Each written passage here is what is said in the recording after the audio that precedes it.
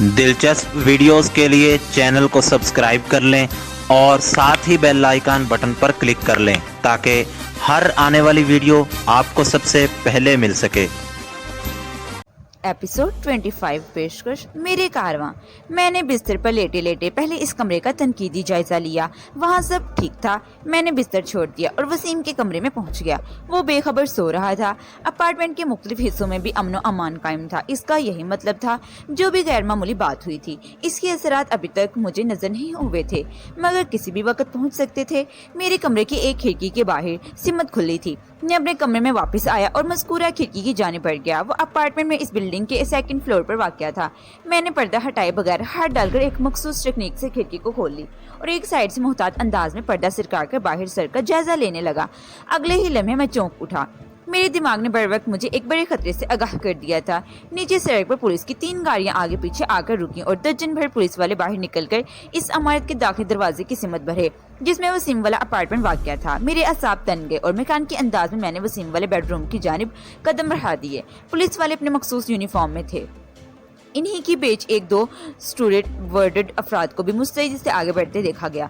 इसका यही मतलब था ये पुलिस से कुछ ऊपर का मामला था। ये अंदाजा लगाना मुमकिन नहीं था कि वो किस मकसद से इमारत में दाखिल हुए हैं मगर पेश आमदा हालात की बिना पर मेरे जहन ने यही फैसला दिया कि वो मेरी तलाश में वहाँ आए हैं और ये तलाश हाई लेवल पर की जा रही है। कोई लम्हा जाता था हमारे दरवाजे पर तेज दस्तक सुनाई देती। मैं महज 5 सेकंड में वसीम तक पहुंचा और आइंदा 20 सेकंड के अंदर मैंने इसे झंझोड़ कर बेदार कर दिया। इसके असा मजबूत है। आंख खुलने के बाद इसने किसी हड़बड़ाहट और अफरा तफरी का मुजाहरा नहीं किया। तफसील बयान करने का वक्त नहीं था। मैंने आंखों ही आंखों में इसे सूरत हाल की संगीनी से आगाह किया और कहा, हमें अभी और इस वक्त अपार्टमेंट से बाहर निकलना है वरना ये फ्लैट हमारे लिए चूहेदान साबित होगा। इसने मुझसे कोई सवाल ना किया। मेरे चेहरे पर फैले हुए पुरतशवीश तासरात ने इसे हालात की नज़ाकत से रोशनास कर दिया था। ठीक 1 मिनट बाद हम अपार्टमेंट को लॉक करके ऊपर जाने वाले जीने की जानिब बढ़ रहे थे। सेकंड और थर्ड फ्लोर को मिलाने वाले जीने की ट्रेनिंग पर कोने में एक किंग साइज गमला रखा था जिसमें इंडोर प्लांट्स का एक बड़ा जखीरा मौजूद था। मज़कूरा गमला 3 बाई फुट का था। इसकी ऊंचाई भी कमोबेश इतनी ही थी। कबल इसके कि पुलिस वाले हमें देखते और हम तक रसाई हासिल करते हम लपक कर इस गमले के अकब में पनाह गुज़ेर हो गए। मैं वहाँ रुककर ये तस्दीक करना चाहता था कि क्या वाकई वो मेरे तलबगार हैं। वसीम ने सरगोशी की। वजदान, क्या आफताब आन पड़ी है? मैंने NYPD की भारी तफरी इस इमारत में दाखिल होते देखा है। मैंने भी सरगोशियाना अंदाज में जवाब दिया। अगर वो रब्बी के हुक्म पर मेरी तलाश में इधर आए हैं तो समझो बहुत बड़ी आफत ने तुम्हारे अपार्टमेंट का रास्ता देख लिया है। ओह, इसने मुसाफाना अंदाज में सांस खारिज की और गहरी सोच में डूब गया। मैं गमले की ओर से राहदारी के दूसरे सिरे को तकने लगा। इस राहदारी के दोनों सिरों पर जीने बने हुए थे। मेरी निगाह जिस जीने पर जमी थी वो फर्स्ट फ्लोर को सेकंड फ्लोर से मिलाता था और जिस जीने के कोने में गमले के पीछे हमने पनाह ले रखी थी वो सेकंड को थर्ड फ्लोर से मिलाता था। पुलिस वाले सेकंड फ्लोर पर कदम रखते तो फौरन ही मेरी नज़र में आ जाते। अगले ही लम्हे वो मेरी नज़र में आ गए। वो सिर्फ 4 अफराद थे जबकि नीचे मैंने दर्जन को दौड़ते हुए देखा था। इनकी हिकमत अमली से तो यही लगा कि बाकी नीचे रुक गए हैं ताकि मेरे फरार की हर कोशिश को नाकामयाब बनाया जा सके। ये बड़ी सनसनीखेज सूरत हाल थी। 2 सेकंड बाद इस बात की तस्दीक हो गई कि वो लोग मेरे फराकी में वहां पहुंचे थे। इन चारों के कदम वसीम वाले अपार्टमेंट के दाखिली दरवाजे के सामने रुक गए। वो चारों नहायत मुस्तैद और मुसल्लह थे। वसीम ने ऐसा कोई जुर्म नहीं किया था कि पुलिस को इतनी शिद्दत से इसकी तलाश होती। वो मुझे ही सूंघते हुए वहां नाजिल हुए थे। पता नहीं रब्बी ने इन्हें मेरा कौन सा इस्तेमालशुदा कपड़ा सुंघा दिया था कि वो बिल्कुल दुरुस्त मुकाम तक चले आए थे। वसीम अगरचे मुजरिम में मुलविस नहीं था ताहम मुझसे दोस्ती इसकी जान का वबाल बनने वाली थी। एक पुलिस वाले ने अपार्टमेंट के डोरबेल पर उंगली रख दी। इसके तेवर बताते थे अगर चंद लम्हात में दरवाजा नहीं खुला तो इसे तोड़कर अंदर घुस जाएंगे। इन्हें यहाँ के बारे में किसने बताया? वसीम ने मुतफिक सरगोशी उभरी। ये सारी बातें बाद में भी सोची जा सकती हैं। मैंने ठहरी हुई सरगोशी की। ये बताओ, इस इमारत का आमदोरफ्त का कोई दूसरा रास्ता भी है? नहीं। इसने नफी में गर्दन हिला दी। वसीम का अपार्टमेंट इस कमरे से 50 गज की दूरी पर था। हमारी सरगोशियां पुलिस वालों तक नहीं पहुंच सकती थी। फिर भी हम बहुत ज्यादा एहतियात कर रहे थे। वसीम ने तजवीज़ दी, इन्हें अपनी तसल्ली करके जाने दें, इस वक्त हम यहीं छुपे रहते हैं। मैंने कहा, ये इतनी आसानी से नहीं टलेंगे बल्कि दरवाजा तोड़कर तुम्हारे अपार्टमेंट में डेढ़ डाल कर बैठ जाएंगे। इधर बात खत्म हुई और इधर पुलिस वालों ने दरवाजा तोड़ने की कार्रवाई आगाज कर दिया। वसीम ने उलझन ज़दा नजर से मुझे देखा। मैंने कंधे उचकाते हुए कहा, इस तरह तो होता है इस तरह के कामों में। इसके चेहरे पर तारे तशवीश में कई गुना इजाफा हो गया। इस दौरान में पुलिस वाले अपनी तोड़फोड़ की कार्रवाई में कामयाब हो गए। देखते ही देखते वो भर अमार के अपार्टमेंट के अंदर दाखिल हो गए। मैंने वसीम के कंधे को थपका और सुनसनाते हुए लहजे में कहा, चलो। اس نے پوچھا کہاں چلو؟ میں جیسے ہی کنگ سائز کمرے کی آڑ سے نکل کر اوپر جانے والے زینے کی سمت بڑھا، وسیم نے بھی میرے تعاقب میں قدم اٹھا دیے۔ اس کے سوا کوئی راستہ نہیں رہا تھا کہ ہم عمارت کی چھت کا رخ کرتے۔ ممکن ہے وہاں سے فرار کی کوئی راہ دکھائی دے جاتی۔ نیچے کی جانب حرکت کرنا تو ایسے ہی ہوتا جیسے خود کو موت کے منہ میں دھکیلنا تھا۔ کسی غلطی میں کی جانے والی ہماری یہ حرکت بڑی برکت ثابت ہوتی۔ ہم 3rd فلور پر پہنچنے پولیس والوں کی نظر سے اوجھل ہو گئے۔ دونوں فلور کے درمیان زینے کی 14-15 اسٹیپ تھے۔ ہم نے وہ اسٹیپس تقریباً دوڑتے ہوئے طے کیے، لیکن 3rd فلور پر پہنچتے ہی ہم نے اپنی رفتار نارمل کر لی۔ ہماری خوش قسمتی کے راستے میں وسیم کا کوئی شناسا نہیں ملا اور ہم باخبر خیر و خوبی عمارت کی چھت تک رسائی حاصل کرنے میں کامیاب ہو گئے۔ شوگر ہل کی وہ اپارٹمنٹ بلڈنگ دیگر کے رہائشی عمارتوں سے جڑی ہوئی تھی۔ ان میں سے اکثر 5 منزلہ تھی۔ ان عمارتوں کی تعمیرات کی ایک اور قدرے مشترک سرخ اینٹیں اور بھورے پتھر اور ڈچ اسٹائل تھا۔ ہم ایک اور دوسری سے تیسری چھت پر گزرتے گئے اور کافی دور نکل آئے۔ ہم اس وقت اس رہائشی علاقے کی آخری چھت پر کھڑے تھے۔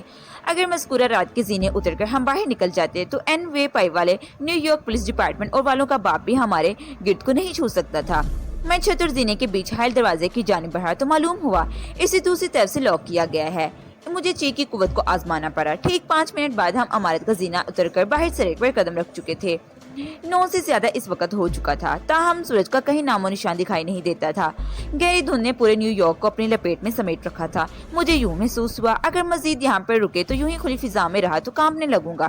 درجہ حرارت اگر 0 سے نیچے نہیں تھا تو آس پاس ضرور تھا۔ اس وقت ہمارے جسم پر مناسب گرم لباس بھی نہیں تھا۔ جس ڈریس میں سوئے تھے اسی میں اٹھ کر بھاگنا پڑ گیا۔ میرا سامان تو دنگ بدنگ کے گھر رکھا تھا۔ وسیم کی افراتفری میں بھاگا تو اس کا کوئی سامان سمیٹنے کا سوال ہی نہیں پیدا ہوتا تھا۔ یہ غنیمت تو والٹ اس کی جیب میں موجود تھا، ورنہ رقم کے سلسلے میں ہمیں مشکل ہو جاتی۔ 2 اسٹریٹ تک چہل قدمی کرنے کے بعد ہم نے یلو کیب پکڑ لی۔ وسیم نے ڈرائیور کو لی ناکس ایونیو چلنے کا کہا۔ میں نہیں جانتا تھا لی ناکس ایونیو کہاں ہے اور وسیم وہاں کیوں جانا چاہتا ہے۔ سر دستے سب اہم بات یہ تھی کہ ہم جائے وقوع سے دور جا رہے تھے، رائے والی گن اپارٹمنٹ پر ہی رہ گئے تھا، جبکہ خطرناک اپنے کیس کے اندر میری پنڈلی پر موجود تھی۔ میں نے وسیم کو اپنے جسم اس کو بنا لیا تھا۔ ٹیکسی میں سفر کے دوران میں ہماری درمیان کوئی گفتگو نہیں ہوئی۔ ہم دونوں اپنی سطح پر گہری سوچ میں ڈوبے ہوئے تھے۔ ویسٹ 126 اسٹریٹ پر وسیم نے ٹیکسی رکوائی اور یہ بل ادا کرنے کے بعد ہم نے ٹیکسی کو چھوڑ دی۔ ہم اسٹریٹ کے کنارے پیدل ہی چلنے لگے تو میں نے وسیم سے استفسار کیا، ہم کہاں جا رہے ہیں؟ سلویا، یہ ایک لفظی پر جواب تھا۔ سلویا؟ میں نے حیرت بھرے لفظ میں کہا، کیا یہ تمہاری گرل فرینڈ ہے؟ وہ زیر لب سنجیدگی سے مسکرایا اور بتانے لگا، سلویا ایک کوالٹی فوڈ ریسٹورنٹ ہے، ہمیں کہیں نہ کہیں بیٹھنا ہی تو ہے، کیوں نہ لگے ہاتھ ناشتہ بھی کر لیں۔ اچھا ہے، میں نے معنی خیز انداز میں کہا۔ اس نے بھی زندہ دلی کا مظاہرہ کیا، دیکھے بغیر ہی فیصلہ سنا دیا۔ میں سمجھ گیا وسیم کا اشارہ سلویا ریسٹورنٹ کی جانب تھا۔ میں نے وضاحت کرتے ہوئے کہا، میں ریسٹورنٹ کی نہیں تمہارے آئیڈیا کی بات کر رہا ہوں۔ اوہ، اس نے زمانے انداز میں مجھے دیکھا اور بولا، ویسے ریسٹورنٹ بھی برا نہیں اور اس کی مالکن سلویا اپنی عمر سے 20 سال کم لگتی ہے۔ اب ایک طویل اوہ خارج کی اور پوچھا، ویسے اس کی اصل عمر کتنی ہے جو وہ 20 سال سے کم دکھائی دیتی ہے؟ وہ 50 کے پیٹے میں ہے، وسیم نے بتایا۔ کیا تم اکثر یہاں آتے رہتے ہو؟ میں نے ایک فوری خیال کے تحت پوچھا۔ اکثر نہیں، کبھی کبھار، اس نے بتایا۔ تمہاری سلویا سے دعا سلام تو نہیں؟ ارے نہیں یار، وہ جلدی سے بولا، سلویا کے بارے میں یہ معلومات تو ہارلم کے ہر دوسرے بندے کے علم میں ہے، میرا اسی دور کا تعلق واسطہ نہیں۔ میں نے اطمینان بھری سانس چھوڑ دی۔ دراصل میں نے یہ تمام تر سوالات وسیم سے اس لیے کیے تھے کہ کہیں سلویا کے ذہن میں یہ نہ رہ جائے کہ آج وسیم کے ساتھ میں اس ریسٹورنٹ میں ناشتہ کیا تھا۔ میں جس نوعیت کے حالات سے گزر رہا تھا اس کی پیش نظر یہ احتیاط ضروری تھی۔ 329 لی ناکس ایونیو اور ویسٹ 126 اسٹریٹ کے سنگم پر واقع سلویا نامی وہ ریسٹورنٹ واقعی ایک عمدہ مرکز طعام تھا۔ اس کا اندرون جنگل گرین اور لیمن یلو و دال پیپر سے سجایا گیا تھا۔ دیواروں پر بڑی بڑی عالیشان پلاسٹک کی موم بتیاں اور فریم شدہ تصویر اویزاں تھیں۔ یہ سب مشہور شخصیات کی تصاویر تھی، جس میں جیسی جیکسن، مسز میئر ڈکنس، وینی منڈیلا اور خود سلویا کی فریم شدہ تصویر سب سے زیادہ نمایاں تھی۔ سلویا کی خصوصی ڈشز میں کارن بریڈ، فرائیڈ چکن، سیاہ آنکھوں والے مٹر اور میٹھے آلو شامل ہیں۔ ہم نے ایک ہلکا پھلکا آرڈر دیا اور دھیمے لہجے میں باتیں کرنے لگ پڑے۔ میرے حالات میں پہلے ہی ایمرجنسی نافذ تھی۔ تازہ ترین صورتحال نے مزید سنگینی پیدا کر دی۔ میں تو در بدر تھا ہی، میرے ساتھ اب وسیم بھی شامت آ گئی تھی۔ پولیس یقیناً میری تلاش میں راہ سونگتے ہوئے اس کی اپارٹمنٹ تک پہنچی تھی۔ وہ بیچارہ اب گھر جانے کی پوزیشن میں بھی نہیں رہا تھا اور یہ سب کچھ میری وجہ سے ہوا تھا۔ میں نے غمگین لہجے میں اس سے پوچھا، تم گزشتہ 2 سال سے نیو یارک میں ٹیکسی چلا رہے ہو، کیا تم نے ایسا بھی کوئی دوست بنایا ہے جس کے پاس ایک آدھ دن قیام کیا جا سکے؟ فی الحال تمہارے اپارٹمنٹ کی طرف جانا ٹھیک نہیں۔ ایک لمحہ سوچنے کے بعد اس نے بتایا، फोबी केट नामी एक लड़की से मेरी अच्छी दोस्ती है, मैं इसे फोन करके मालूम करता हूँ। फोबी केट, मैंने ज़ेरे लब दोहराया। ये कौन है और क्या करती है? वो बोला। फोबी केट एक क्लब डांसर है, एल बैरियो में रहती है। एल बैरियो कम्युनिटी का इलाका है। फोबी भी हिस्पानवी है। एल बैरियो वाले इंग्लिश मिक्स हिस्पानवी बोलते हैं, जिसका नाम इन्होंने हिस्पानो इंग्लिश यानी स्पेंग्लिश रखा हुआ है। इस इलाके के तमाम न्यून साइंस स्पेंग्लिश में ही दिखाई देते हैं। मैंने पूछा, क्या एल बैरियो यहाँ से करीब ही है? इसने इस बात में जवाब दिया और बताया, फोबी केट डांस एरिया नामक क्लब में जॉब करती है। डांस एरिया मेडिसन एवेन्यू और पार्क एवेन्यू के दरमियान ईस्ट 29 स्ट्रीट पर वाक़या है। कहा जाता है आलमी शोहरत की हामिल गुलकारा और रकासा मैडोना ने अपने कैरियर का आगाज डांस एरिया ही से किया था। इस क्लब में रॉक एंड रोल लंगरी का कॉन्टेस्ट भी होता है। इस कॉन्टेस्ट में सबसे ज्यादा जिनसी कशिश रखने वाले बदन के हामिल को मुबलिक $300 का इनाम भी दिया जाता है। मैंने खामोशी से इसकी बात सुनी और मैं इस दौरान में नाश्ते में मसरूफ रहा। मेरे लिए ठिकाने का कोई मसला नहीं। असूली तौर पर मुझे सीधा विंग होम की तरफ रुख करना चाहिए था, लेकिन पुलिस की तेजी से हरकत में आना मुझे बहुत दूर तक सोचने पर मजबूर कर रहा था। एन मुमकिन था इस वक्त NYPD की 2-3 गाड़ियों में पुलिस वालों ने विंग के ठिकाने पर भी चढ़ाई कर डाली हो। मैं जब तक वहां की सूरत हाल से आगाह न हो जाता टाउन की तरफ नहीं जा सकता था। एक फौरी ख्याल के तहत मैंने वसीम से कहा, तुम नाश्ता जारी रखो, मैं 5 मिनट बाद एक जरूरी फोन करके आता हूँ। फोन कहाँ से करोगे? इसने पूछा। मैंने बताया, पब्लिक बहुत ज्यादा मुनासिब रहेगा। ठीक है, इसने इस बात में सर हिलाते हुए कहा। तुम्हारी जेब में पैसे हैं? हाँ, $100-150 रखे हैं। पब्लिक बूथ इस्तेमाल करने के लिए रेजगारी चाहिए होगी, इसने कुछ सोचते हुए कहा। फोन मशीन में एक क्वार्टर 25 सेंट का सिक्का डालोगे तो काम चलेगा। बात खत्म करते ही इसने अपने बटवे में से $1 का नोट निकालकर मेरी जान बढ़ा दिया और बोला, न्यूज़पेपर भी पकड़ लो, इस तरह तुम खुल्लम खुल्ला नहीं हो जाएगा। वसीम की तजवीज़ इंतहाई माकूल थी। मैं $1 का नोट जेब में रखकर सलवा से बाहर निकल आया। न्यूज़ स्टैंड के लिए मुझे ज्यादा दूर नहीं जाना पड़ा। मैंने दी न्यूयॉर्क न्यूज़पेपर 40 सेंट में खरीदा। इस तरह $1 में से 60 सेंट मुझे वापस मिल गए। 25 सेंट वाले 2 सिक्के और एक 10 वाला सेंट। अमेरिकी डॉलर की रेजगारी 5, 10, 25 और 50 सेंट के सिक्कों पर मुश्तमिल है। 5 सेंट का सिक्का 10 सेंट का सिक्का टाइम, 25 सेंट का सिक्का क्वार्टर और 50 सेंट का सिक्का $1/2 कहलाता है। $1/2 के सिक्के पर सोसिन बी एंथोनी की शेबा मौजूद है। 25 सेंट का सिक्का सबसे ज्यादा मुस्तइम है। टेलीफोन बूथ, सिगरेट वगैरह और दीगर मशीनों में इस्तेमाल करने के लिए इसकी ज्यादा मांग है। तयशुदा अखबार को मैंने बगल में दबाया और नॉर्मल अंदाज में चलते हुए एक पब्लिक टेलीफोन बूथ में घुस गया। अगले ही लम्हे में चाइना टाउन में विंग के नंबर पर डायल कर रहा था। मैंने पहले घर को ट्राई किया था। मेरी ये ट्राई कामयाब रही। तीसरी घंटे पर मिस्टर हिंग ने फोन रिसीव किया। मेरी आवाज पहचानते ही वो तशवीश भरे लहजे में बोला, तुम कहाँ हो वजदान? मैं पूरी रात तुम्हारे इंतजार में जागता रहा हूँ, तुम खुद आए और ना ही कोई फोन किया। बस हालात ही इतनी तेजी से पेश आए कि मैं तुमसे राब्ता न कर सका। मैंने मुहतात अल्फाज का इस्तेमाल करते हुए कहा, तुम सुनाओ, वहाँ चाइना टाउन में तो सब खैरियत है ना? पुलिस ने मेरे हवाले से तुम्हें टच करने की कोशिश तो नहीं की?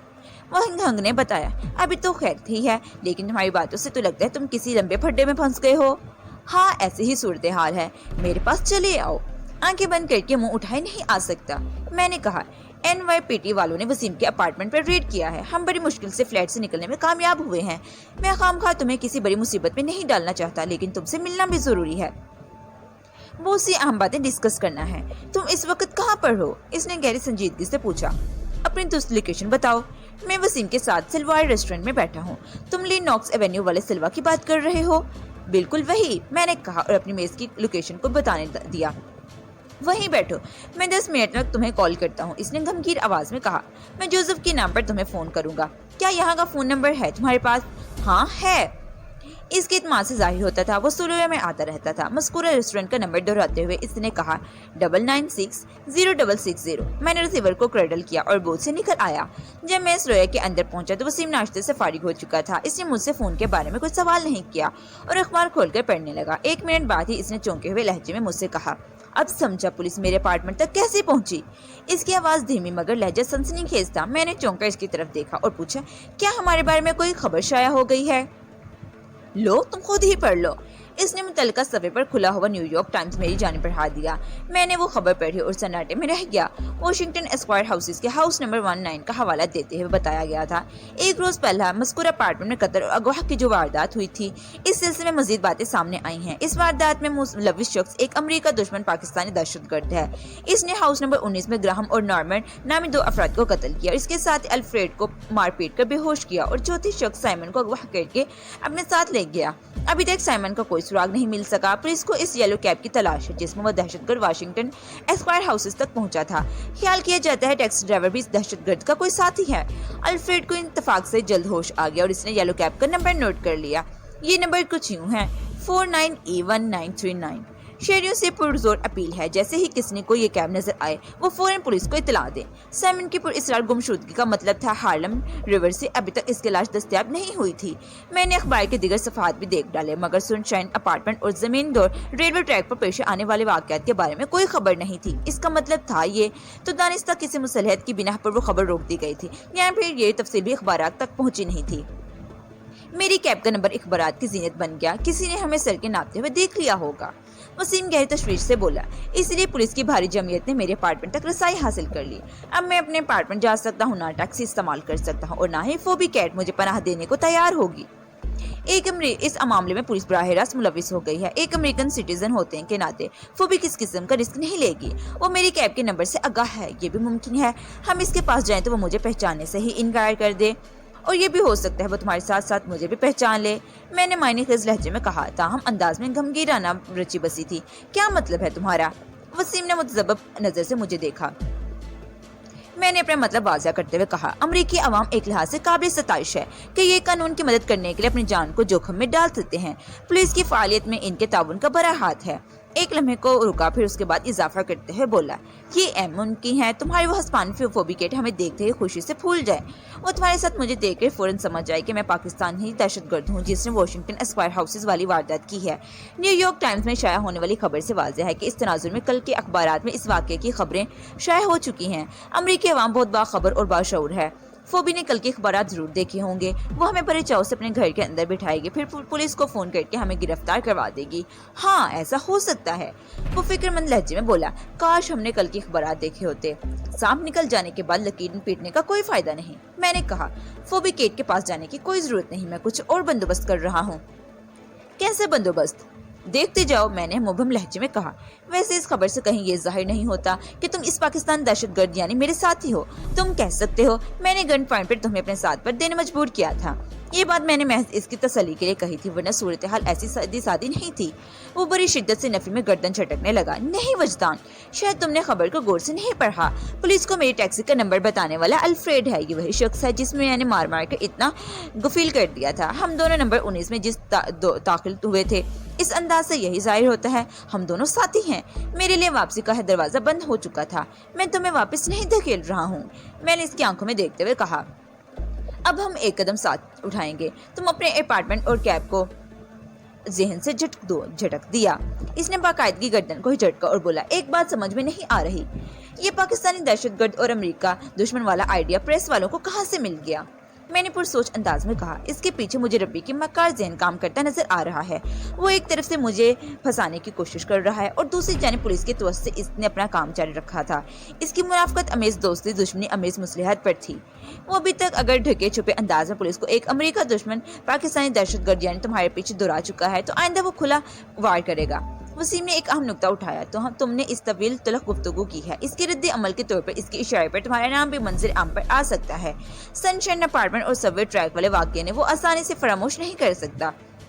हाँ अब सब कुछ मुमकिन है, मैंने रसानत भरे लहजे में कहा। हमें हर नोयत की संगीन सूरत हाल से के लिए तैयार रहना चाहिए। इसने पूछा। वजदान, तुमने अभी तक ये नहीं बताया कि फौरी तौर पर पनाह के लिए तुम क्या बंदोबस्त कर रहे हो? इससे पहले कि मैं इसके सवाल का जवाब देता, एक वेटर कॉर्डलेस थामे जोसेफ की तलाश में हमारी मेज के करीब आ गया। मैं समझ गया वो विंग होंग का फोन था। वेटर कॉर्डलेस मुझे थमाकर चला गया तो मैंने रिसीवर को कान से लगाकर माउथ सेक्शन में धीरे से कहा, हेलो। जवाब में विंग होंग की सरसराती हुई आवाज मेरी समाज से टकराई। इस वक्त तुम किस हुलिये में हो? वो मेरा नाम लिए बगैर मुखातिब हुआ था। इसके एहतियात को देखते हुए मैं समझ गया कोई गड़बड़ है। मैंने भी एहतियात अंदाज में जवाब दिया, एक अजनबी के हुलिये में। इस हुलिये को तुम पहचान सकते हो। मैंने विंग होंग के सामने ही मेकअप किया था। और तुम्हारी साथी?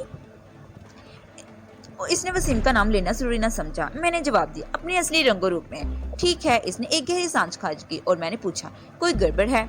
बहुत जबरदस्त। इसने संगीन आवाज मेरी समात तक पहुंची। فون پر تفصیلی بات نہیں کر سکتا. تم دونوں فوراً سلویا سے نکلو. ایک اسٹریٹ کا فاصلہ پیدل طے کرو. پھر ویسٹ 125 اسٹریٹ پر تمہیں سب وے کا انٹرسٹ گروپ نظر آئے گا. تم وہاں سے ایکسپریس 3 لائن پکڑو اور سیدھے وال اسٹریٹ پر پہنچ جاؤ. جب تم وال اسٹریٹ پر والے اسٹیشن سے باہر نکلو تو بائیں جانب روڈ پر تمہیں سیکٹر نظر ایک گاڑی نظر آئے گی. تم دونوں خاموشی کے ساتھ مذکورہ گاڑی کا عقبی دروازہ کھول کر اندر بیٹھ جانا. ڈرائیونگ سیٹ پر تمہیں بیٹھا ہوا ملوں گا. گاڑی کا نمبر C408 ہے. اس قدر درازی سے تو ظاہر ہوتا ہے کہ پلیز وقت بہت کم ہے. اس نے میری بات پوری ہونے سے پہلے ہی اپنی کہی اور سلسلہ منقطع کر دیا. میں حیران و پریشان نگاہ سے کارلس کو دیکھنے لگا. وسیم نے الجھے ہوئے لہجے میں کہا, کس کا فون تھا؟ ونگ ہانگ کا. میں نے بتایا, ہمیں فوراً وال اسٹریٹ پہنچنا ہے. کیا کوئی خاص بات ہے؟ وہیں جا کر پتہ چلے گا, میں نے کہا اور اٹھ کر کھڑا ہو گیا. اس کے بعد ہم نے سلویا میں ناشتہ کا بل ادا کیا اور ریسٹورنٹ سے باہر نکل آئے. سلویا ویسٹ 126 اسٹریٹ پر واقع تھا. ویسٹ 125 والے انٹرسٹ گروپ تک پہنچنے میں ہمیں بمشکل 5 منٹ لگے ہوں گے. ٹھیک 10 بجے ہم ایکسپریس ٹرین 3 لائن پر سوار رہے تھے. تقدیر کی واضح گھڑی مری عجیب تھی. اب سے ٹھیک 12 گھنٹے پہلے یعنی گزشتہ رات 10 بجے ہم دونوں پر WCWTC والے اسٹیشن سے ای لائن والے سوار ہوئے تھے اور نہ جانے کا کہاں سے کہاں کس لائن پر سوار ہونا نصیب میں لکھا تھا. ویسٹ 125 والے سب وے اسٹیشن سے صرف 2 ٹرینیں چلتی تھی. یہ دونوں ٹرینیں لینوکس ٹرمینل اور برونکس کی طرف سے آتی تھی. اسٹریٹ 116 اور اسٹریٹ 110 کے اسٹیشنوں سے گزرنے کے بعد یہ سینٹرل پارک کے نیچے سے دوڑتے ہوئے اسٹریٹ 103 سے ایک نئے ٹریک میں داخل ہو جاتی. اسی ٹریک پر واشنگٹن ہائٹس اور کنگریس برج کی جانب سے آنے والی 2 ٹرینیں بھی آ ملتی تھیں. میں نے کہا, ٹرین 1 2 3 اور 9 لائن کی گزرگاہ بن جانا. ہم 3 لائن میں بیٹھے تھے. مذکورہ اسٹیشنوں کو پیچھے چھوڑتے ہوئے وہ street 96, street 72, street 66, Lincoln Center, street 59, Columbia Circle, street 42, Times Square, street 34 پہ سلوانیا station, street 14, Houston Street, Canal Street, Chambers Street, Park Place, Fulton Street سے ہوتے ہوئے وال اسٹریٹ کے اسٹیشن پر جا رکی. ہم اسٹیشن سے باہر نکلے تو بائیں جانب اسٹریٹ پر سلیٹی رنگ کی وہ گاڑی موجود تھی جس کا نمبر مسٹر ہنگ نے مجھے بتایا تھا. مذکورہ گاڑی میں ٹینڈن کلاس نصب تھے. ہم ایک لمحہ ضائع کیے بغیر گاڑی کے اندر بیٹھ گئے. Welcome and good morning. Wing Hong نے گردن گھما کر مسکراتے ہوئے چہرے سے ہمیں دیکھا اور گاڑی آگے بڑھا دی. میں پوچھے بنا نہ رہ سکا, مسٹر ہنگ یہ سب کیا ہے؟ کل ایک ایونیوگر میں تمہارے بارے میں خبر چھپی تھی. وہ بلا تمہید بتانے لگا. تمہارے جانے کے بعد وہ اخبار میری نظر سے گزرا. خبر میں واشنگٹن اسکوائر ہاؤسز والا واقعہ تفصیل سے بیان کیا گیا تھا. میں ایک متعینگر شام کا اخبار کی بات کر رہا ہوں. وہ ایک لمحے کو سانس لینے کے لیے رکا, پھر مزید بتاتے ہوئے بولا, آج صبح کے تمام اخبار میں اس واقعے سے متعلق مزید خبریں چھپی ہیں. ڈکے چھکے الفاظ میں تمہیں پاکستانی دہشت گرد اور امریکہ دشمن قرار دیا گیا ہے اور میرے خیال میں یہ ہے کہ سب کچھ ربی موشی حامن کے اشارے پر کیا گیا ہے. ونگ ہنگ نے میری پیشت آمد تازہ ترین حالات سے بخوبی آگاہ کیا تھا. وہ جانتا تھا آج کل یہودی لابی سے میری بری طرح ٹھنی ہوئی ہے. میں نے کہا, میں نے دی نیو یارک ٹائمز میں ایسی ایک خبر پڑھی ہے. اس خبر کے بعد بھی بہت سی سنسنی خیز خبریں چل گئی ہیں. وجدان. میں نے چونک کر اس کی طرف دیکھا. تم کیا کہہ رہے ہو مسٹر ونگ؟ ہنگ نے گاڑی وال اسٹریٹ سے نکال کر براڈ وے لے لی اور کہا, جب تمہارا فون آیا اس وقت میں ناشتہ کر رہا تھا اور اخبار دیکھ رہا تھا. کمرے میں ٹی وی بھی کھلا ہوا تھا. اخبار میں چھپنے والی تمہاری خبر میں نے پڑھی تو مجھے بہت یاد آئے. کل رات میں تم سے رابطہ کرنے کی کوشش کر رہا تھا. میں نے موبائل آف کر کے رکھا تھا, مجبوری تھی. میں نے قطع کلامی سے کہا. وہ بولا, میں نے گزشتہ رات بڑے عذاب میں گزاری ہے. بہرحال صبح تمہارا فون آیا تو میں نے فی الطور تمہیں وال اسٹریٹ پر پہنچنے کو کہا. میں چاہتا تو تمہیں اپنے گھر پر بھی بلا سکتا تھا, لیکن حالات اس طرح بگڑ چکے ہیں کہ یہ احتیاط برتنا پڑی. حالات کبھی سدھرے ہوئے کہاں تھے جو اب بگڑ گئے ہیں, میں نے تلخی سے کہا. ہنگ نے براڈ وے کو چھوڑا اور گاڑی کوٹ لینڈ اسٹریٹ پر ڈال دیا. پھر ٹھہرے ہوئے لہجے میں بولا, اب میں تمہیں جو کچھ بتانے جا رہا ہوں اسے سن کر تم سمجھ جاؤ گے کہ حالات کی خرابی کس سنگینی نوعیت کی ہے. تمہاری باتوں سے میں اندازہ لگا چکا ہوں کہ تم تازہ ترین خبروں سے واقف نہیں ہو. شاید اس دور میں تمہیں ٹی وی دیکھنے کا موقع نہیں مل سکا. کیا کہنا چاہتے ہو مسٹر ہنگ؟ اس کا پر اسرار انداز دیکھتے ہوئے بولا. وہ بولا, جیسے ہی میں نے تمہارا فون سننے کے بعد ریسیو رکھا ٹی وی پر بریکنگ نیوز آنے لگی اور ویو نیوز تمہارے ہی بارے میں تھی. فوکس نیوز والے بڑے سنسنی خیز انداز میں پوری دنیا کو یہ بتانے کی کوشش کر رہے تھے کہ واشنگٹن اسکوائر ہاؤس میں جس پاکستانی امریکہ دشمن دہشت گرد نے قتل اور اغوا کی واردات کی ہے اس کا نام وجدان ہے اور وہ کسی سلوا کے حلیہ اور آئی ڈی پر اسٹیٹس میں دندنا پھر رہا ہے. اغوا شدہ سائمن کی لاش ہارلم ریور سے برآمدی کر لی گئی ہے. اس کے علاوہ سن شائن اپارٹمنٹ میں تمہارے کارنامے کو بھی ہائی لائٹ کیا گیا ہے اور سب وے ٹریک پر ملنے والی ریٹن نامی ایک عورت کی لاش کو بھی تمہارے ہی کھاتے میں ڈال دیا گیا ہے. میں تمہیں ہنگ اتنی بڑی اور ادھوری خبر سن رہا تھا کہ اس کی بات کرنے پر مجبور ہو گیا. زمین دور ریلوے ٹریک پر کس کی مرد کی لاش کے بارے میں نہیں ملا؟ نہیں، وہ قطعیت سے بولا، ایسا کچھ سننے میں تو نہیں آیا۔ بہرحال میں تمہیں بتا رہا تھا۔ وہ ایک لمحے کو رکا، پھر اس نے بتایا۔ ربی کی یہودیت امیز مکاری دل ہی دل میں اسے سلواتیں سنانے سے باز نہ رہ سکا۔ اس نے نقلی وجدان کے انجام کو اتنی صفائی کے ساتھ منظر سے ہٹوایا تھا کہ بس امریکہ ایک جمہوری ملک ہے اور وہاں کی پریس کی آزادی سے پوری دنیا واقف ہے، لیکن افسوس کے ساتھ یہ کہنا پڑتا ہے کہ یہ ایک چھپی ہوئی حقیقت ہے۔ وہاں کا پریس صرف غیر امریکیوں خصوصاً ایک ہی حد تک آزاد ہے، ورنہ یہاں یہودی کارز معاملہ آن پڑتا ہے تو گھر کی بیٹی کا قصہ سمجھ کر نہ کٹنے سے بچانے کے لیے ہر غیب فل دربیز چادر ڈال دی جاتی ہے، جیسا کہ نقلی وجدان کے سلسلے میں ہوا تھا۔ ربی نے اس کی بھیانک موت کو سرے سے ہی غائب کروا کے اس کی لاش بڑے چند پارچہ جات کے بکراؤ کو بھی کیش کر لیا تھا۔ مجھے وجدان ڈکلیئر کرنے کے لیے ضروری تھا کہ میرے نگیٹو کو منظر سے ہٹا لیا جاتا، اور ربی نے کچھ اس قسم کا چکر چلایا تھا۔ مسٹر ہنگ نے مزید بتایا۔ بریکنگ نیوز کے اختتام پر نیوز کاسٹر نے کہا ہے، اس یلو کیب والے کا نام ٹھکانہ معلوم کرنے کی کوشش کی جا رہی ہے۔ جلد ہی وجدان کو اس کے ٹھکانے سے گرفتار کر لیا جائے گا۔ سنشائن اپارٹمنٹ والے مورکہ میں بھی وہ بندہ وجدان کے ساتھ تھا، لہٰذا پولیس کو یقین ہے وہ وجدان نے اسی ٹھکانے پر اپنی پناہ لے رکھی ہوگی۔ وہ ایک لمحے کو رکا، پھر اضافہ کرتے ہوئے بولا، تمہاری 2 تصویر کے فریم بھی ٹی وی اسکرین پر دکھائے گئے ہیں، ایک اصلی تصویر وجدان کی صورت میں اور دوسری ڈسلوا کے میک اپ میں۔ اس کے ساتھ ہی سٹی میئر نے نیو یارک کے باسیوں سے درخواست کی ہے وہ ان ہلیوں کے حامل افراد کو ڈھونڈنے کے لیے اپنی آنکھیں کھلی رکھیں، اور جیسے ہی وجدان ڈسلوا کہیں دکھائی دے وہ فوراً پولیس کو اطلاع دیں۔ تمہارے معاملے کو نیشنلی سیکیورٹی ایشو بنایا جا رہا ہے۔ اوہ، میں نے اس طرح لہجے میں کہا اور انگلی سرسراتے ہوئے کہا، شکر ہے میں اس وقت نہ وجدان ہوں اور نہ ہی ڈسلوا کے روپ میں۔ تم واقعی ٹھیک کہتے ہو مسٹر ہنگ، اب جس پیمانے پر مجھے تلاش کیا جا رہا ہے وہ واقعی خطرناک صورتحال ہے۔ پھر میں نے نہایت مختصر الفاظ میں اسے شوگر ہل والے وسیم کے اپارٹمنٹ پر پولیس کی ریڈ اور اپنے فرار کے بارے میں بتایا تو وہ بولا، اب تم دونوں این وے پی ڈی کو مطلوب ہو اور ہو سکتا ہے آگے چل کر ایف بی آئی اور اس کو اس میں کود پڑے۔ امریکہ کی پولیس اور فیڈرل ایجنسی جس معاملے میں دلچسپی لینے لگی، اس کی اونٹ کو کسی نہ کسی کروٹ بٹھا کر ہی دم لیتے ہیں۔ ایسے حالات میں ہمیں کیا کرنا چاہیے؟ میں نے اس طرح انداز میں کہا۔ وہ بڑی سکون سے بولا، میں کچھ کرنے کا ہی تو نکلا ہوں، بس دیکھتے جاؤ۔ بات کے اختتام پر مسٹر ہنگ نے ٹنٹن گلاسز والے لگژری سیلیٹی گاڑی ایک 3 منزلہ شاندار عمارت کے سامنے روک دی۔ مذکورہ بلڈنگ پر سینچری 21 کا بڑا سا بورڈ آویزاں تھا۔ یہ عمارت 22 کوٹ لینڈ اسٹریٹ، براڈ وے اور چرچ اسٹریٹ کے درمیان واقع تھی۔ مسٹر ہنگ نے گردن گھما کر ہماری طرف دیکھا اور بولا، میں تھوڑی دیر کے لیے اس عمارت میں جا رہا ہوں۔ اس نے سینچری 21 کی جانب اشارہ کیا، تم دونوں گاڑی کے اندر ہی بیٹھو۔ پھر وہ دروازہ کھول کر باہر نکل گیا۔ ٹنٹن گلاسز کی بدولت باہر سے گزرنے والی گاڑی کے اندر ہمیں دیکھ نہیں سکتے تھے، جبکہ ہم آسانی باہر کی ہر چیز کا مشاہدہ اور نظارہ کر سکتے تھے۔ ہنگ نے ٹنٹن گلاسز والی گاڑی بہت سوچ سمجھ کے منتخب کی تھی۔ وہ جس عمارت میں گیا تھا وہ دیکھنے میں ایک چھوٹا سا ڈپارٹمنٹل اسٹور نظر آتا تھا۔ اغلب امکان یہی تھا کہ وہاں کچھ خریداری کرنے گیا تھا۔ میری اندازہ درست نکلا، جب وہ واپس آئے تو اس کے ہاتھ میں 3 شاپنگ بیگز موجود تھے۔ ڈرائیونگ سیٹ سنبھالنے کے بعد اس نے مجھ سے مخاطب ہوتے ہوئے کہا، وجدان، تم پیسنجر سیٹ پر آ جاؤ، فی الحال تمہارے لیے زیادہ خطرہ نہیں ہے۔ میں نے خاموشی سے دروازہ کھولا اور گاڑی کی اوپر نشست پر پیسنجر سیٹ پر پہنچ گیا۔ اگلے ہی لمحے ہنگ نے گاڑی آگے بڑھا دی۔ جو میں تم لوگوں کے لیے کپڑے، جوتے اور میک اپ کا سامان خریدنے گیا تھا، ہنگ نے بتایا، تمہیں فوری طور پر ایک نئے روپ میں آنا ہوگا، عارضی یا مستقل، اس کے فیصلے ہم بعد میں کریں گے۔ آج کا سورج غروب ہونے سے پہلے میں تمہیں نیو یارک سے نکال دوں گا۔ یہاں تمہارے لیے خطرات بہت بڑھ گئے تھے، تم اپنے ساتھی والے معاملے کو بعد میں نپٹانا، فی الحال تم یہاں سے نکلنے کی کوشش کرو۔ میری ساتھی اس کی مراد ساحل کے سوا اور کوئی نہیں تھی۔ میں نے کہا، مسٹر ہنگ، میرے ساتھی کو مجھ سے پہلے ہی یہاں سے رخصت کیا جا چکا ہے۔ آج لگ بھگ دوپہر 12 بجے وہ ربی موشی ہامن کے پاس اسرائیل پہنچ جائے گی۔ ربی کب یہاں سے نکلا؟ بے ساختہ اس کی زبان سے خارج ہوا۔ میں نے اسے ربی اور ساحل کے حوالے سے تفصیلات سے پوری طرح آگاہ کیا اور کہا، تمہارا آئیڈیا مجھے پسند آیا مسٹر ہنگ، میں پہلی فرصت میں اسرائیل جانا چاہوں گا۔ ویسے تم نے مجھے کدھر بھیجنے کے بارے میں سوچا ہے؟ فی الحال میں تمہیں نیو یارک اسٹیٹ سے نیو جرسی اسٹیٹ میں شفٹ کر رہا ہوں۔ یہ دونوں اسٹیٹ ایک دوسرے کی پڑوسی ہیں۔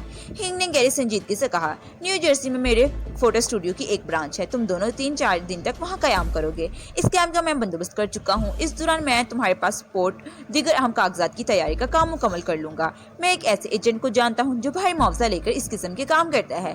اوہ، میں نے گہری سانس خارج کی، تو یہاں امریکہ میں بھی ایسی وارداتیں کھلے عام ہوتی ہیں۔ کھلے عام نہیں، بڑے بڑے طریقے سے، سلیقے سے چھپا چھپا کر ایسے کام کیے جاتے ہیں، ہنگ نے بتایا۔ امریکہ میں بھی آخر انسان ہی بستے ہیں، جو کام پوری دنیا کے انسان کرتے ہیں وہ یہاں بھی ہوتے ہیں، بس ذرا مشکل سے ہوتا ہے، اس لیے معاوضہ زیادہ لیا جاتا ہے۔ میں نے مذکورہ ایجنٹ کو 40,000 میں راضی کیا ہے۔ 40,000 امریکی ڈالر؟ میں نے استفسار کیا۔ ظاہر ہے امریکہ میں امریکی ڈالر ہی چلتے ہیں، کیا یہ 2 افراد کی فیس ہے؟ میں نے لفظ فیس پر اچھا خاصا دباؤ ڈالا تھا۔ اس نے اس بات میں سر ہلایا اور بولا، اس رقم کے عوض میں تم دونوں کی فوٹو آئی ڈی، driving licence, F B prints اور پاسپورٹ امریکن یا پاسپورٹ تیار کر دے گا۔ تم دونوں ایسے غیر امریکی ہو گئے جو طویل عرصے سے یہاں رہ رہے ہو اور مختلف مراحل سے گزرے گئے تمہارے دھائٹ کارڈ بنایا اور پھر تم گرین کارڈ ہو کر ہولڈر بن گئے ہو۔ میں نے حیرت سے پلکیں جھپ گئے اور پوچھا، کیا یہ تمام دستاویزات اصلی ہوں گے؟ ایک دم اصلی، ریکارڈ کے ساتھ، وہ تکنیک سے بولا۔ اس بات کی وہ تو ایجنٹ $40,000 وصول کرے گا، بڑی مشکل سے راضی کیا ہے۔ وہ تو $50,000 سے $1 نیچے نہیں آ رہا تھا۔ بہرحال ایک آپشن میں نے چھوڑ رکھا تھا۔ کیسے آپشن؟ میں نے سوال کیا۔ ٹھہرو بتاتا ہوں۔ اس نے ایک ہاتھ سے اسٹیئرنگ کو قابو میں رکھتے ہوئے دوسرے ہاتھ سے اپنا موبائل فون نکال کر کھڑکی کی پیڈ 21-355-755 کے نمبر پر نیچ کرنے کے بعد موبائل کو کان سے لگاتے ہوئے بولا، پہلے لنچ کے لیے ٹیبل بک کروا لوں، پھر بات کرتے ہیں۔ اگلے ہی لمحے وہ کسی ریسٹورینٹ کے ریسپشن سے مخاطب تھا۔ ہیلو دوست، مدیر جعفری سے بات کروا دیں۔ شاید دوسری طرف سے کہا گیا تھا کہ مدیر جعفری موجود نہیں ہے۔ ہنگ نے برا سامنا بنایا اور بولا، ٹھیک ہے، جعفری سے بعد میں بات ہو جائے گی۔ فی الحال آپ 3 افراد کے لنچ کے لیے کوئی مناسب لوکیشن کی ٹیبل روک لیں۔ میرا نام ونگ ہنگ ہے، جعفری مجھے اچھی طرح جانتی ہیں، وہ میرے پاس چائنا ٹاؤن آتی رہتی ہیں۔ دوسری جانب سے ریزرویشن کی یقین دہانی کرائی گئی ہوگی۔ چنانچہ ہنگ نے سلسلہ منقطع کر دیا۔ دعوت اور جعفری کے ہمارا یہ چونکنا ہنگ سے چھپا نہیں رہا تھا۔ اس سے پہلے کہ ہم سے کوئی سوال کرتا اس نے خود ہی وضاحت کر دی۔ دعوت نامی ریسٹورینٹ مین ہٹن کا نمبر 1 انڈین ریسٹورینٹ ہے۔ میں نے سوچا کیوں نہ آج آپ لوگوں کی ایسی ودیسی خانوں سے تواضع کی جائے۔ دعوت، میں داخل ہو گیا، آپ کو یوں محسوس ہوگا جیسے انڈو پاک کے کسی اعلیٰ کوالٹی شاندار ریسٹورینٹ میں قدم رکھ دیا ہو۔ اور یہ مدیر جعفری صاحبہ کون ہے؟ میں نے پوچھ لیا۔ ہنگ نے بتایا، مدیر جعفری اس ریسٹورینٹ کی روح رواں اور میری شناسہ بھی ہیں۔ مدیر ایک اعلیٰ پائی کی کوکری رائٹر ہے۔ کوکری رائٹر کھانا پکانے سے متعلق لکھنے والا ہوتا ہے۔ حیرت کی بات نہیں، کیونکہ وہ ایک کامیاب ریسٹورینٹ چلا رہی ہیں۔ کمال تو اس خاتون کا یہ ہے کہ وہ 1-2 بہترین ایکسپرٹس بھی ہے اور ایکٹریس بھی۔ تھوڑی دیر تک ہنگ ہمیں دعوت میں پیش کیے جانے والے کھانے اور ان کی خصوصیات سے آگاہ کرتا رہا، پھر اصل موضوع کی طرف آ گیا۔ مجھ سے مخاطب ہوتے ہوئے بولا، وجدان میں آپشن کی بات کر رہا تھا۔ دراصل سونگ فو کی ہدایت کے مطابق مجھے تمہارا ہر طرح کا خیال رکھنا ہے۔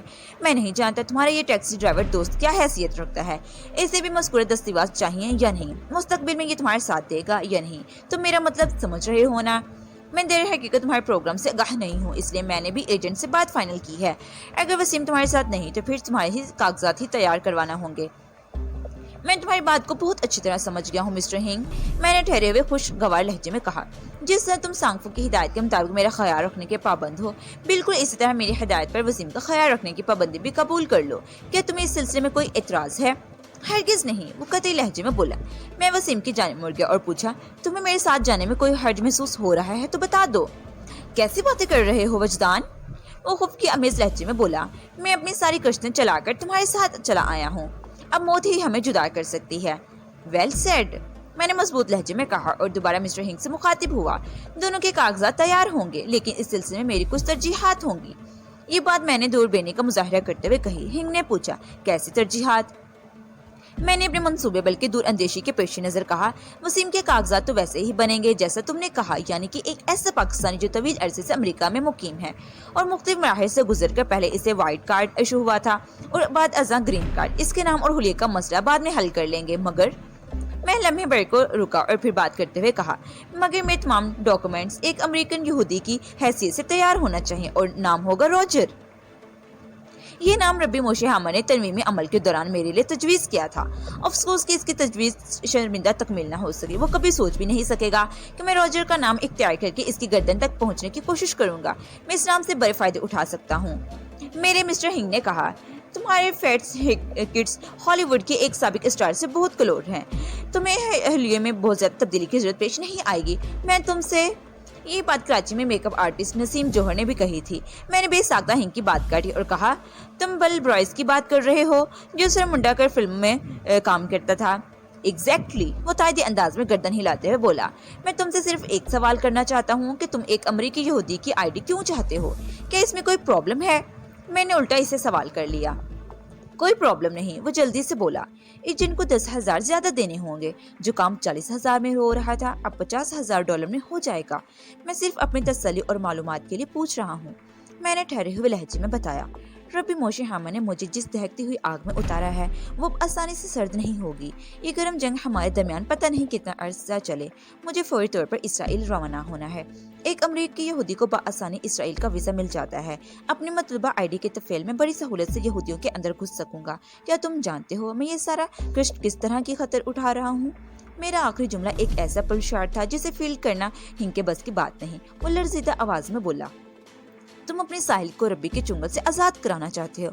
और ये लड़की कभी धनो थी, वो नीलकुंड की इबादतगाह के बख्शो थोंची की बेटी। धनु इस इबादतगाह तिकताय खाने में दफन एक सरबस्ता राज की अमीन भी है। रब्बी ने इसलिए धनु की शारक पर अपने नापाक पंजे रखकर वो बुद्ध इबादतगाह के खजाने पर हाथ साफ करना चाहता है। धनु तुम्हारे ही लिए नहीं बल्कि हमारे लिए भी बहुत अहम है, मैंने दो टोक अंदाज में कहा। धनों की अहमियत तुम लोगों के नजदीक बुद्ध अज़म और इबादतगाह में पोशीदा बेशबहा खजाने के तफैल होगी, लेकिन मुझे इन तमाम मसाइल से कतन कोई दिलचस्पी नहीं। मैं तो सिर्फ इतना जानता हूँ कि माजी वाली तुम्हारी धनु अब बहरहाल मेरी साहिल है और मेरा सब कुछ है और हमेशा सब कुछ रहेगी। वो मेरी महबूबा है। मोहतरम सांगफू मुझे इसका मुख्तार बना गए हैं। मैं खासा जज्बाती हो रहा था, मगर इस जज्बातियत में कोई उबाल नहीं, एक ठहराव था। चट्टान किसी हिम्मत और पहाड़ का सा अज़म था। इसके बाद हिंग ने अपनी जुबान से एक लफ्ज़ अदा न किया। ड्राइविंग में इस दौरान में मुसलसल जारी थी, चुनाचे हमें किसी मंजिल तक तो पहुंचना ही था। विडाल सासोन के सामने हिंग ने गाड़ी रोक दी। ये एक हेयर कट और ब्यूटी सैलून जैसी जगह थी, मगर नहायत ही पुरसुकून और फरहत बख्श। विडाल सासोन 5th एवेन्यू की एक काबिल जिक्र जगह थी जो 58 और 59 स्ट्रीट के दरमियान वाक़या था। हिंग की हिदायत पर हम गाड़ी से निकले और विडाल सासोन की सिमत भर गए। हिंग का आइडिया था वो मुझे यल ब्राइस के करीब तरीन रखेगा। बस फर्क इतना होगा कि मेरे सर के बाल नहीं मुंडवाऊंगा, बल्कि बालों की मांग खत्म करके इनमें घूंघट डलवा लूंगा। इस ब्यूटी सैलून में हम बालों की सेटिंग के लिए आए थे। वसीम के बाल तराश कर इसका हेयर स्टाइल तब्दील करवाना था। यहीं पर हमने लिबास भी तब्दील किया। मस्कुरा hair cut and salon mister हिंग के एक जाने वाले की मैनेजमेंट में चल रहा था। एपिसोड 25 और पार्ट नंबर 11 का इख्तिताम यहीं पर होता है। पार्ट नंबर 12 देखने के लिए आगे समाअत फरमाएं।